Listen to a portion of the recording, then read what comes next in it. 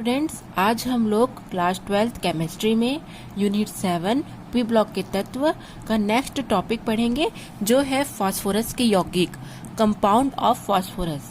ठीक है, ये एक इम्पॉर्टेंट टॉपिक है। चलिए पढ़ना स्टार्ट करते हैं। फॉस्फीन फॉर्मूला हो जाएगा PH3। आप सब देख सकते हैं चित्र को।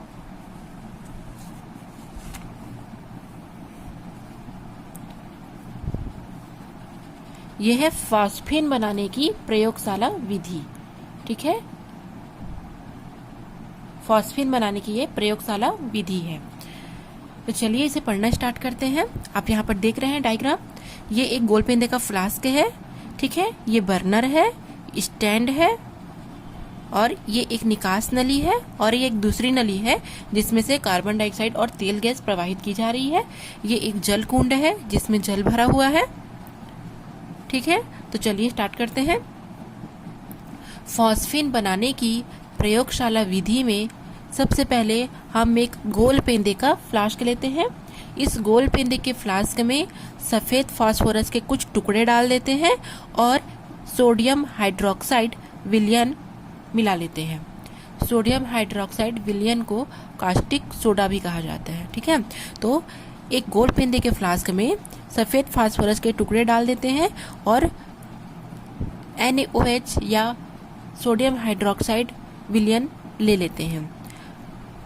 यहाँ पर दो नली आप देख रहे हैं, जिसमें से एक नली से कार्बन डाइऑक्साइड एवं तेल गैस लगातार प्रवाहित किया जाता है। ठीक है, आप चाहें तो तेल गैस के स्थान पर लगातार कार्बन डाइऑक्साइड एवं हाइड्रोजन गैस भी प्रवाहित कर सकते हैं।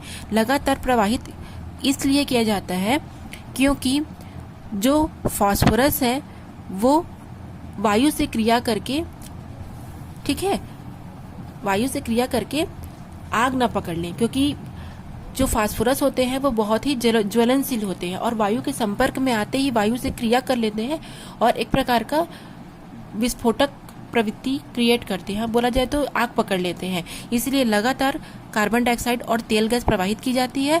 कार्बन डाइऑक्साइड और तेल गैस के स्थान पर हम हाइड्रोजन गैस भी लगातार प्रवाहित कर सकते हैं। कार्बन डाइऑक्साइड और जल वाष्प भी प्रवाहित कर सकते हैं, ताकि यहाँ से वायु को यहाँ से मुक्त किया जा सके। तो कार्बन डाइऑक्साइड एवं तेल गैस लगातार प्रवाहित करते हैं। और यहाँ पर जब इस फ्लास्क को गर्म किया जाता है तो गर्म करने पर क्या होगा, जो सफेद फास्फोरस है वो NaOH विलयन से के साथ आपस में रासायनिक अभिक्रिया करके फॉस्फीन गैस बना लेगा। और यह फॉस्फीन गैस इस नली के द्वारा जब जल कुंड में आएगा तो वहां पर वायु से अभिक्रिया हो जाएगी और वो आग पकड़ लेगा, जिससे वो आग के छल्ले, धुएं के छल्ले के रूप में वो दिखाई देने लगेगा, धूम्र वलय बनाएगा, और यही धूम्र वलय फॉस्फीन कहलाता है। ठीक है, और इस वलय को हम वॉर्टेक्स वलय भी कहते हैं। इसीलिए फ्लास्क में कार्बन डाइऑक्साइड और तेल गैस को लगातार प्रवाहित किया जाता है, ताकि यहाँ पर वायु से अभिक्रिया ना हो सके। ठीक है, एक बार और रिपीट करवा देती हूँ। सबसे पहले एक गोल पेंदे का फ्लास्क लेते हैं। इस गोल पेंदे के फ्लास्क में सफेद फास्फोरस के कुछ टुकड़े डाल देते हैं और NaOH विलयन मिला लेते हैं। ठीक है, यहाँ पर दो नली लिया जाता है, जिसमें एक नली में लगातार कार्बन डाइऑक्साइड एवं तेल गैस प्रवाहित करते हैं। आप अगर चाहें तो तेल गैस के स्थान पर हाइड्रोजन गैस भी प्रवाहित कर सकते हैं। लगातार प्रवाहित इसलिए किया जाता है ताकि यहाँ पर जो सफेद फास्फोरस है वो वायु से अभिक्रिया ना कर सके। ठीक है, जब फ्लास्क को गर्म किया जाता है बर्नर की सहायता से, तो गर्म करने पर अभिक्रिया होती है, जिसके फलस्वरूप फास्फीन गैस बनता है, जो इस निकास नली के द्वारा, ठीक है, मुक्त किया जाता है इस जल कुंड में। और यहाँ पर फॉस्फीन वायु से संपर्क में आ जाता है, जिसके कारण वो आग पकड़ लेता है और धुएं का एक छल्ला बनाता है, और इस धुएं के छल्ले को हम वोर्टेक्स वलय कहते हैं, जो कि फॉस्फीन कहलाता है। एक तरीके से अगर हम ये देखेंगे कि फॉस्फीन वास्तव में ज्वलनशील नहीं होता है। ठीक है, फॉस्फीन ज्वलनशील गैस नहीं है, लेकिन क्या होता है, जब फॉस्फीन गैस बनती है तो जो अति ज्वलनशील जो फास्फोरस डाइहाइड्रेट है, ठीक है, जब यहाँ पर इसको हम गर्म करेंगे तो गर्म करने पर क्या बनेगा, फास्फोरस डाइहाइड्रेट। ठीक है, वो बनेगा जो कि जलेगा, वायु के संपर्क करेगा तो वो जल करके फास्फोरस पेंटॉक्साइड का श्वेत धुआं बनाएगा, सफेद कलर का धुएं के रूप में, वही हमको दिखाई देने लगता है। तो चलिए इसको अब हम प्रयोगशाला विधि हम देख लेते हैं। ठीक है, प्रयोगशाला में फॉस्फिन को सफेद फास्फोरस व सोडियम हाइड्रोक्साइड विलयन के साथ निष्क्रिय वातावरण में अर्थात कार्बन डाइऑक्साइड और तेल गैस के एक गोल पेंदे के फ्लास्क में गर्म किया जाता है। तो क्या होगा, P4 फास्फोरस, सफेद फास्फोरस NaOH से क्रिया करेगी तो और प्लस जल भी इसमें है, तो क्या बनेगा, सोडियम हाइपोफॉस्फाइड बनेगा और फॉस्फिन गैस मुक्त होगी। ठीक है, इसे हम हाइड्रोजन फॉस्फाइड या फॉस्फोरेटेड हाइड्रोजन के नाम से भी जानते हैं।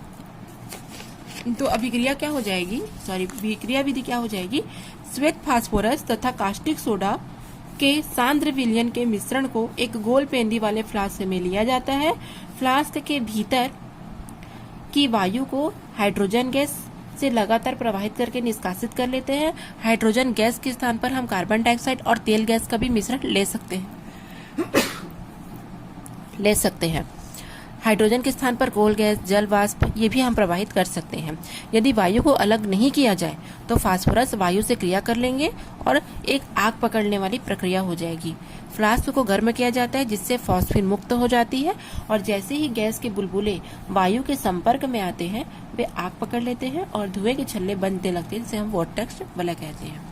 ठीक है, तो अभिक्रिया क्या हो जाएगी, अभिक्रिया हो जाएगी phosphorus plus NaOH plus H2O, तो क्या निर्माण करेगा, NaH2PO2 प्लस फॉस्फिन गैस का निर्माण होगा। ठीक है, ये यहाँ पर ये बैलेंस नहीं है, आप देख सकते हैं ये समीकरण जो है वो बैलेंस नहीं है, तो अब इसको हम बैलेंस करेंगे। ठीक है, यहाँ पर देखो हाइड्रोजन अनबैलेंस है, यहाँ पर 2 और 1 3 है और यहाँ पर 2 और 3 5 है, तो अब हम इसको बैलेंस करेंगे। ठीक है, तो क्या करेंगे यहाँ पर बैलेंस करने के लिए, यहाँ पर हमको 3 का गुणा करना पड़ेगा तो 6 हो जाएगा, यहाँ पर भी हमको 3 का गुणा करना पड़ेगा। ठीक है, तो यहाँ भी 6 हो गया। ठीक है, यहाँ कितना हो गया, अब 3 दूनी 7 हो गया और यहाँ 3 दूनी 6 और 3 9 हो गया, यहाँ भी 3 का करेंगे तो सोडियम भी बैलेंस हो जाएगा। ठीक है, सोडियम भी 3 हो गया, यहाँ भी सोडियम 3 हो गया। क्लियर, हाइड्रोजन भी देख सकते हैं यहाँ पर 3, यहाँ भी हाइड्रोजन बैलेंस हो गया। इस प्रकार से आप लोग को इसे बैलेंस करना है। अब हम लोग फॉस्फिन के उपयोग पढ़ेंगे, गुण पढ़ेंगे और उपयोग पढ़ेंगे। सबसे पहले फॉस्फिन के हम भौतिक गुण देखेंगे। तो फॉस्फिन एक रंगहीन व अप्रिय सड़ी मछली जैसे गंध वाली गैस है। ठीक है, जो फॉस्फिन की जो स्मेल आती है वो कैसी आएगी, एक मछली के सड़े हुए मछली जैसे स्मेल आएगी और वो रंगहीन होगी। यह जल में अत्यंत कम विलेय है और वायु से भारी, ठीक है, होती है और ये एक जहरीली गैस होती है। ठीक है, फॉस्फिन एक विषैली गैस होती है और यह -89 डिग्री सेंटीग्रेड ताप पर द्रवित हो जाता है और -134 डिग्री सेंटीग्रेड ताप पर ठोस हो जाता है। ठीक है, रासायनिक गुण, वायु से क्रिया, फॉस्फिन वायुमंडल ऑक्सीजन के द्वारा ऑक्सीकृत होकर के मेटाफॉस्फोरिक अम्ल बनाता है। किससे, ऑक्सीजन से क्रिया करके मेटाफॉस्फोरिक अम्ल और जल का निर्माण करेगा। फास्फोरस क्लोरीन में जल कर फास्फोरस पेंटाक्लोराइड बनाता है। ठीक है, क्लोरीन को में अगर क्रिया कराएंगे तो फास्फोरस पेंटाक्लोराइड और हाइड्रोक्लोरिक एसिड बनेगा। अब चाहे गुण, फॉस्फिन अमोनिया की अपेक्षा शीघ्रता से हाइड्रोजन रिलीज देता है, इस कारण यह एक प्रबल अपचायक होता है। ठीक है, अब हम पढ़ेंगे फॉस्फिन के उपयोग। फॉस्फिन के जलने से श्वेत घना धुआं बनता है, अतः इसका उपयोग हम स्मोक स्क्रीन बनाने में करते हैं। धूम्रपट या स्मोक धुएं का एक स्क्रीन बनाने में हम इसका उपयोग करते हैं। फॉस्फिन का स्वतः स्फूर्त दहन अर्थात उनको जब जलाया जाता है तो इनका जो उपयोग हम तकनीकी रूप से करते हैं। समुद्र में जहाजों के लिए संकेत देने के लिए हम इसका उपयोग करते हैं, होम्स संकेतक या होम्स सिग्नल के रूप में। ठीक है, क्या किया जाता है, टीन के डिब्बों में कैल्शियम कार्बाइड और कैल्शियम फॉस्फाइड का मिश्रण लेते हैं और उसे हम उसमें छेद करके समुद्र में उसको हम डाल देते हैं, तो वो एसिटिलीन और फॉस्फिन गैस का निर्माण करता है। और यह एसिटिलीन तीव्र प्रकाश से जलने लगता है और ऐसा लगता है कि समुद्र में आग लग गई है। इसे आपातकालीन की स्थिति की पता चल जाता है और जिसे हम क्या बोलते हैं, होम सिग्नल कहते हैं। ठीक है, आज का कंप्लीट हो गया। Thanks for watching.